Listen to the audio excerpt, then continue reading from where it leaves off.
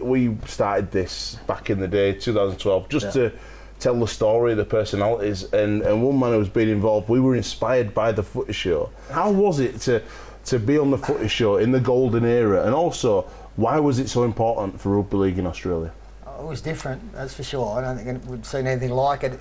It actually had been a show that had been operating in the AFL, like the Australian rules down in Melbourne, and I think most of it had to do with the fact that Paul Borton was that figurehead. You know, he was the Lone Ranger, I was Tonto type thing, and he just 2 hours of live television. It's not easy, as you guys know. You know, you make a mistake, you do it in front of a lot of people, and there's no safety net. And he just did it in his own inimitable style, and we just had a great time with it. I was probably always a little bit more of the serious side of the game, so.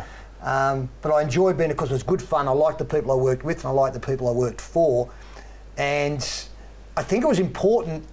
It was an avenue or a bridge between potential fans to the game who really didn't maybe follow it, but all of a sudden started watching the Footy Show and got them interested in it. You know, so we attracted a different kind of audience, I guess, and we hope that some of those, by watching the Footy Show, would then start watching the weekend games and get interested in rugby league across the board. When Bo Ryan were going out, and I remember when he was taking the mick out of Sonny for a long time, and he took it seriously. He got to him and it got him mad. But what were it like as a player? Did you used to laugh along every week? I used to always tune in. Like you said, it's pretty funny to sit up and watch, you know, both sides of the spectrum. You get the comedy side of it, but also, you know, a good insight into the teams and the football as well. And I used to love staying up late on Thursday night and just to watch the show. It was great to see and be sitting next to one of the legends here today. It's great. You guys need to have a serious look at yourselves. You really do. I think it's really important though that people see the other side of a player as well as a character or a personality.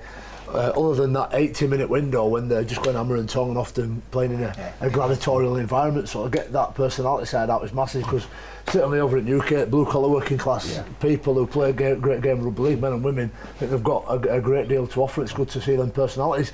And also as well, being an ex-player yourself, have you found that you get a little bit more out of the players because they respect and understand the fact that you've been there and done it? Yeah, I think they're more comfortable, and if you feel comfortable, then you tend to open up a bit, don't you? And I think that was the case. Like some of our players, and I don't know about the majority, but a lot of our players, they've got great stories behind them, you know, from where they've come from, what they've battled through, what their interests are.